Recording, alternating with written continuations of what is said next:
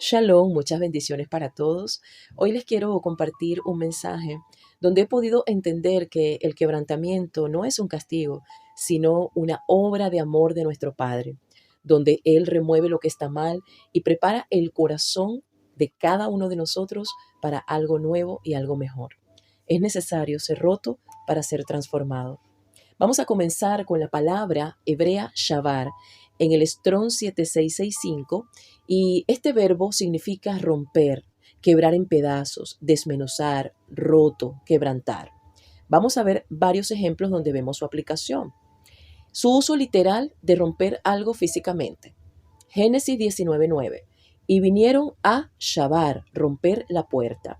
Esto fue cuando los hombres de Sodoma intentaban violentar la protección que Lot ofrecía. También cuando Moisés baja del monte y ve que el pueblo está corrompido y él rompe, shavar, las tablas del pacto. Vamos a ver también cómo se usa en su acción física para destruir o de destruir. En Éxodo 9:25 dice, y rompió shavar todos los árboles del campo. Esto fue durante la plaga, el granizo rompe la vegetación. También podemos verla en cuanto a la acción de nuestro Padre sobre los corazones rotos, humillados. Él muestra cuidado y restauración. Salmo 147:3. Sana a los shavar, a los quebrantados de corazón. Aquí lo vemos en sentido figurado. En las Escrituras, el quebrantamiento personal es una fuente de fortaleza espiritual. En 2 Corintios 12:9, Pablo dijo, porque cuando soy débil, entonces soy fuerte. El quebrantamiento, shavar, es a menudo el primer paso para la transformación y la restauración. Nuestro Padre muchas veces utiliza el quebranto para humillar, corregir y preparar a su pueblo para algo mayor. El quebrantamiento puede ser doloroso, de hecho es doloroso. Aquellos que hemos experimentado el quebrantamiento en ciertas etapas de nuestra vida, podemos reconocer y saber que sí es muy doloroso, pero produce muchas cosas buenas. Y esto también nos ayuda y es necesario para una vida plena en nuestro Creador. Ahora, ¿por qué es necesario el shavar en el creyente? El orgullo es una actitud en el corazón de toda la humanidad. Todos tenemos ese problema. Hemos querido exaltarnos a nosotros mismos, inclusive por encima de nuestro Creador, por encima de otros. Hemos vivido confiando en nuestra propia fuerza, justicia y sabiduría, en lugar de depender humildemente de nuestro Creador. La palabra en muchas partes habla de que somos un pueblo de dura cerviz. Un ejemplo en Hechos 7:51, cuando Esteban estaba hablándole al pueblo. Él los reprende y les dice, duros de cerviz e incircuncisos de corazón y de oídos, vosotros resistís siempre al Espíritu Santo. Entonces, al llamarnos rebeldes, dura cerviz y orgullosos, debemos entender que necesitamos un cambio radical en nuestras vidas. Y eso no se puede dar si no dejamos que nuestro viejo hombre sea roto por completo para ser hechos de nuevo. Y es aquí donde viene la siguiente palabra, que es del Strong Hebreo 2015 y es hafak, que significa voltear, cambiar, convertir, dar vuelta, transformar, derrumbar, trastornar. Este es un verbo muy usado para describir cambios drásticos, ya sean físicos, emocionales, espirituales o circunstanciales. Todo va a depender del contexto. Vamos a ver un ejemplo en Génesis 19:25. Aquí está hablando de Sodoma y Gomorra. Dice, y Jafat destruyó aquellas ciudades. Aquí la palabra Jafat se usa para decir que nuestro padre volteó, trastornó, destruyó completamente a Sodoma y Gomorra. Entonces, aquí la vemos en un sentido de juicio y destrucción total. En Éxodo 7, del 15 al 17, las aguas convertidas en sangre. Dice, el agua que está en el río Jafat se convertirá o se volvió en sangre. El agua cambia completamente de naturaleza. Aquí vemos una transformación sobrenatural. En Deuteronomio 23:5, la maldición convertida en bendición. Dice, mas Yahweh tu Elohim no quiso oír a Balaam, y Yahweh tu Elohim Jafak, te convirtió la maldición en bendición. Entonces aquí vemos que nuestro Elohim cambia una situación negativa en positiva por amor a su pueblo. Salmos 30:11, haz Jafak, cambiado mi lamento en baile. Nuestro Padre transforma el dolor en gozo. Es un cambio emocional profundo, es una restauración. Entonces, el verbo Hafak muestra tanto el poder de Elohim para transformar corazones, naciones, situaciones, como su poder para juzgar y derribar lo que se opone a él. Él cambia la maldición en bendición, el lamento en danza.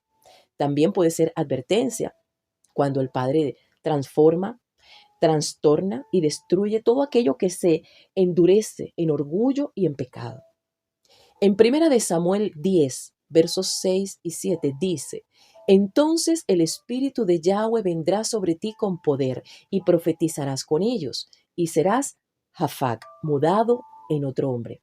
Y cuando te hayan sucedido estas señales, haz lo que te viniere a la mano, porque Elohim está contigo. Aquí sabemos que Samuel le habla a Saúl, un hombre que fue ungido, que profetizó, fue lleno del Espíritu, y nos preguntamos, ¿cómo es posible que Saúl haya terminado como terminó? Pues la respuesta es el orgullo. Saúl no dejó que Elohim lo shabar, lo quebrara, lo humillara. Se supone que si se mantenía en obediencia a través de su reinado, él iba a ser moldeado, pero su gran orgullo, altivez y arrogancia lo llevó a su ruina. ¿Qué decía Saúl? Yo he pecado, pero hónrame, Samuel, delante del pueblo. ¿Y qué era eso? Apariencia, orgullo. Él no cayó delante del Padre humillado, quebrantado, a pedirle perdón por su pecado. Honestamente, yo prefiero perder el reino, quedarme siendo sierva si es necesario, pero jamás perder a mi Elohim y su presencia. Y vemos que por su obstinación, hasta un espíritu malo enviado por el Padre lo atormentaba y ni aún así se arrepintió. Podemos reconocer nuestros pecados, podemos decir, sí, yo tengo esto y aquello, y no producir cambios si realmente no nos dejamos romper. Judas tampoco se dejó romper, aún reconociendo al final que había entregado sangre inocente, que reconocía que Yeshua era el Mashiach. Había algo oculto en su corazón, una raíz que lo llevó a la perdición, y seguramente era el orgullo. ¿Cuál es la diferencia entre David y Saúl? Que David sí se dejó shabar, se dejó romper, quebrantar, abatir. Él sufrió, pero su corazón se humillaba, se rendía, reconociendo que humillados ante nuestro Padre podemos ser perdonados. Él le dolía pecar, él le dolía que había ofendido a su Creador. Y de su aflicción y de su arrepentimiento salieron salmos hermosos. Y fue por la boca de nuestro mismo Creador que él dijo que David era un hombre conforme al corazón de Elohim. Salmos 34:18, cercano está Yahweh a los shabar, a los quebrantados de corazón, y salva a los contritos de espíritu. Isaías 57:15, porque así dijo el alto y sublime, el que habita la eternidad.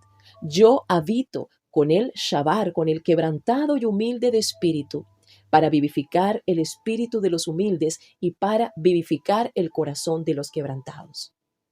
Sin shabar no puede haber hafak, un cambio, una transformación. Podemos arrepentirnos, recibir el Espíritu, pero si no nos llenamos constantemente de Él, seguiremos viviendo con nuestra vieja naturaleza y por eso no hay fruto.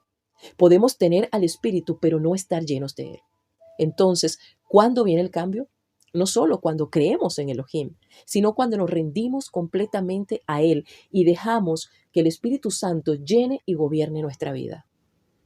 En Efesios 5:18 dice, no os embriaguéis con vino, en lo cual hay disolución, antes bien sed llenos del Espíritu. Es un mandato continuo a ser llenos constantemente.